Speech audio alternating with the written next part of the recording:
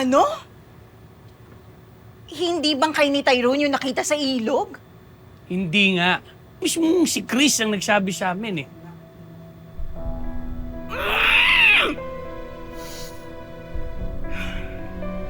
Pera na nga, magiging bato pa?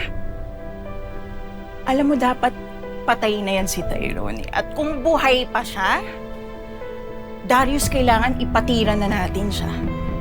Sige nga, Aber, sabihin mo sa akin. Paano? Eh, hindi nga natin malaman kung nasan si Tyrone eh.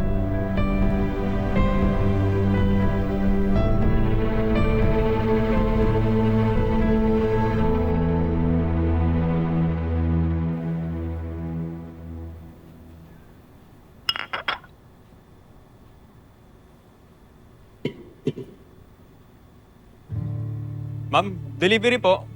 Kuya, pakidala na lang yung gasol sa kitchen. Sige po. Kahit iiwan niyo na lang po dyan.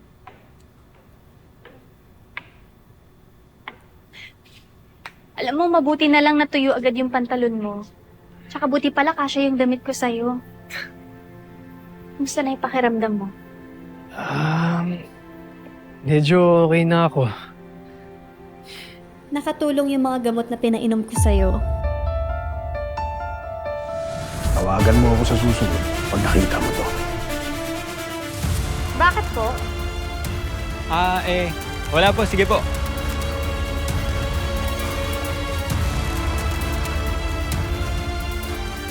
Grabe naman makatingin yung lalaking yun.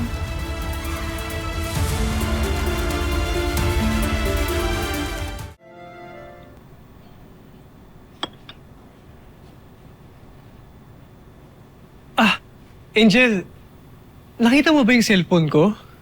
Nasa bulsa ko lang yun nung nahulog ako eh. Cellphone? Wala kasi akong nakitang gamit mo dun sa suot mo eh. Alam mo, malamang inanod na yun sa ilog. Angel, pwede bang akong makihiram ng cellphone? Gusto ko sanang tawagan yung pamilya ko. Lalo na si nanay.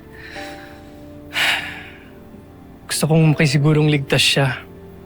Pasensya ka na, Tyrone, ha? Pero wala kasi akong cellphone. Iniwan ko sa bahay.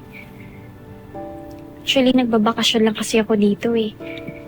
Gusto ko kasing makalimot sa mga nangyari sa buhay ko. Tsaka ayoko rin kasi ng kausap. Kaya iniwan ko yung cellphone ko. Ganun ba? Pero wag ka mag-alala. Gagawa na lang ako ng paraan para makausap mo yung pamilya mo. Lalong-lalo na yung nanay mo. Sige, salamat ah.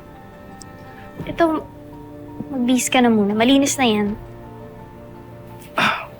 Sige, salamat Angel ah.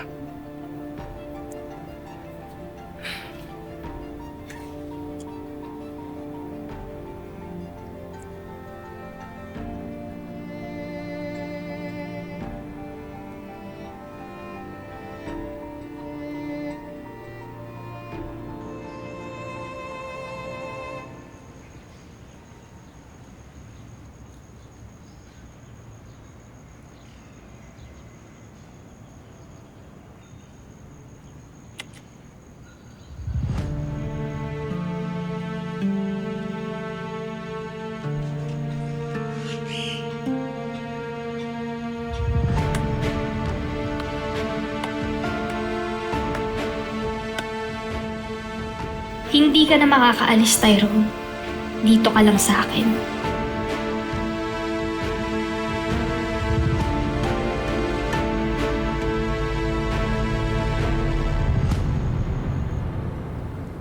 Ang bagal kumilos din, no? Na mga tao mong gumawa ng masama kay Tyrone? Ate, nandiyan ka pala. Magsabi ka sa akin ng totoo, Darius! Nasaan si Tyrone? Pinapahanap ko nga ate para mabalik sa atin. Hindi mo ako mauuto. Alam ko, gagawin mo lahat para makuha ang gusto mo. Tumigil ka na ate ha. Sasaktan mo ako? Sige, ituloy mo. Alam ko naman na talagang lalabas ang totoo mong kulay. Ate, ginawa ko lahat para mapatawad mo ako. Pero malabo na yata mangyari yan.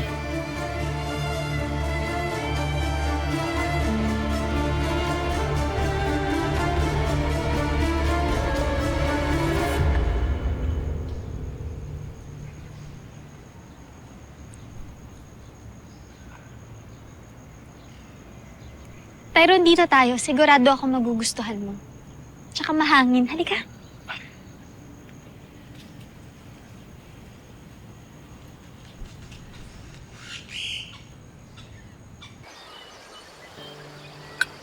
Pasensya ka na ha.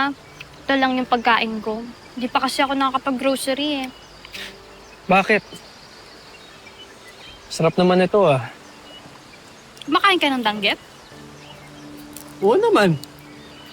Ito nga lagi niluto ni nanay eh. Alam mo, lagi mong binabanggit yung nanay mo. Buti ka pa. Tsaka alam mo, parang mahal na mahal ka niya eh. Hindi gaya ko. Bakit? Nasaan ba yung nanay mo? Wala na siya. Iniwan niya ako. Hindi lang naman siya yung iwan sa akin eh. Lahat ng mga mahal ko sa buhay, iniiwan ako. Kaya mas pinili ko na lang talagang mag-isa. Pero alam mo, nung inalagaan kita, na-realize ko na okay din talaga kapag may kasama. Kaya Tyrone, salamat ha.